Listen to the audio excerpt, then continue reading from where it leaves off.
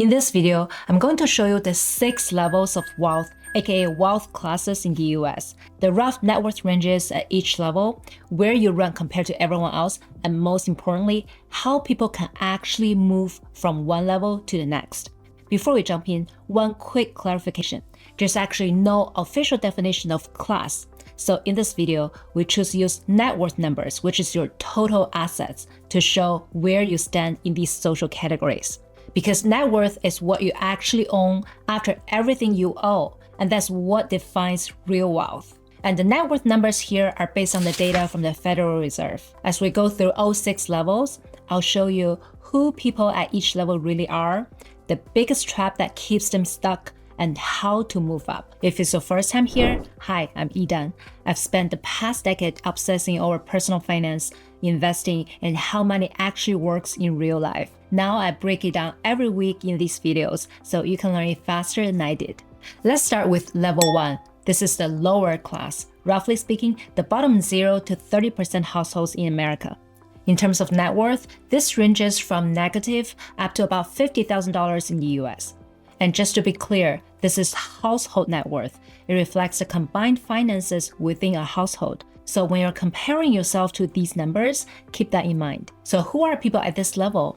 They're usually early in their careers, or low-income households that depends on the paycheck where income is tied to time, or people working their way out of debt, like medical bills or credit cards. Financially, life at this level can feel tight. There's usually little to no savings. Debt can be heavy. There are few, if any, investments. Most people are renting, not owning, and even one unexpected expense can really disrupt everything. A common goal for many people at this level is very simple: not investing, not optimizing, but often to increase your income, because without income, nothing else really works. And the key thing here is to increase your value first, and then turn that into higher income. This means learning new skills, getting better at what you do, then use that to negotiate your salary or to switch to a better paying job, and if possible, adding another income stream, like a side hustle. An example of what's possible here is Chris Gardner. He was once homeless, sleeping in shelters with his young son. At one point, they even had to stay in a public bathroom just to have a place to sleep. But he didn't stay there. He learned a valuable skill: sales. He kept showing up, he kept improving, and over time, he built a career in finance and became a successful stockbroker. His story became The Pursuit of Happiness, which is honestly one of my all-time favorite movies. Okay, here's where things can go wrong. A lot of people at this level get stuck in the cycle of debt because cash flow is tight. When something goes wrong, people turn to debt to solve it. Credit cards, payday loans, buy now, pay later. It fixes the problem today, but it creates a bigger one tomorrow. And over time, small expenses don't stay small. They turn into long-term burdens. And that's how people get stuck in this level, even when they're working hard. Next, level 2 is the lower middle class, roughly the 30s to 60s percentile range. And their household net worth is around $50,000 to $300,000. You often see early to mid-career professionals here, dual-income households getting on their feet, and some small business workers as well. There's usually an emergency fund. Some investments are starting to show up.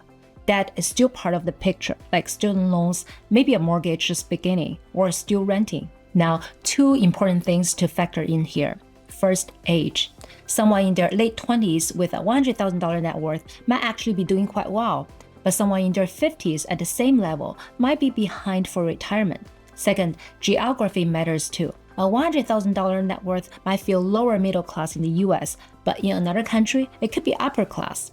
Even within the US, it varies. So when you look at these numbers, always consider the context. To move beyond the lower middle class, it's not just about earning more. The focus tends to shift toward saving.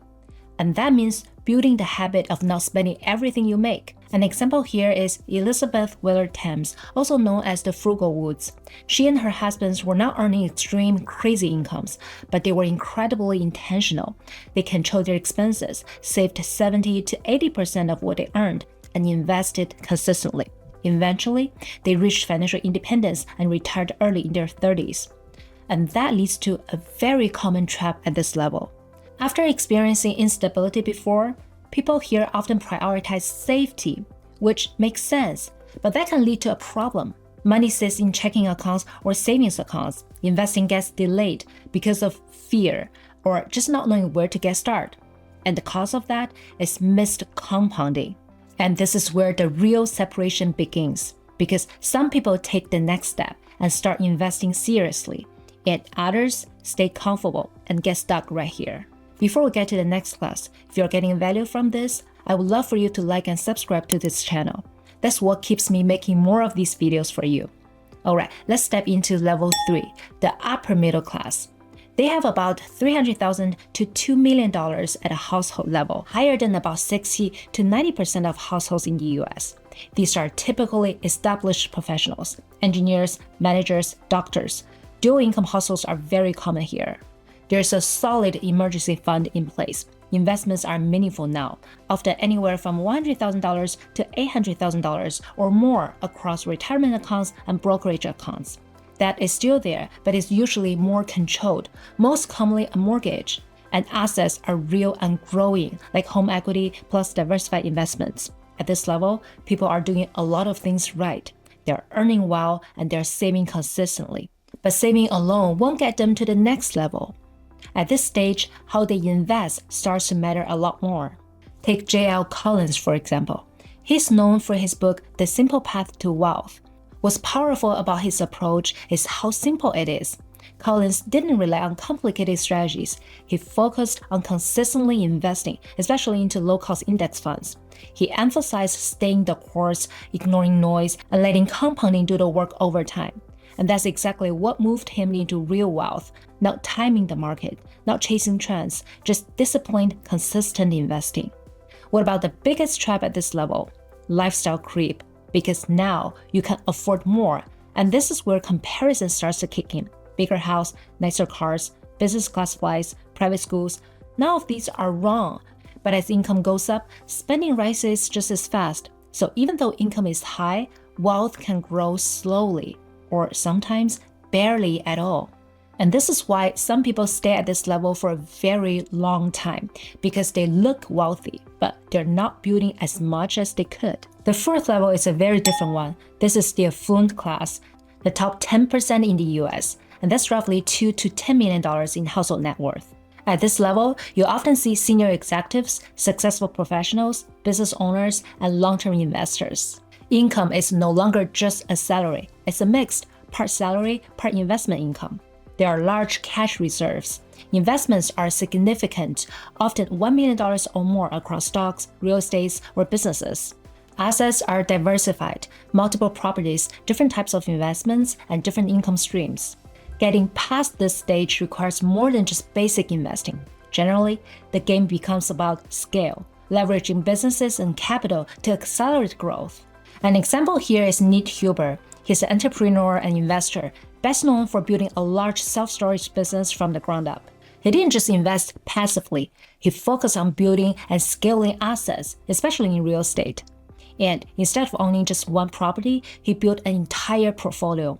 But he didn't just stop there. He also built and invested in other businesses, using the cash flow from one asset to grow into the next. And that's the key idea here.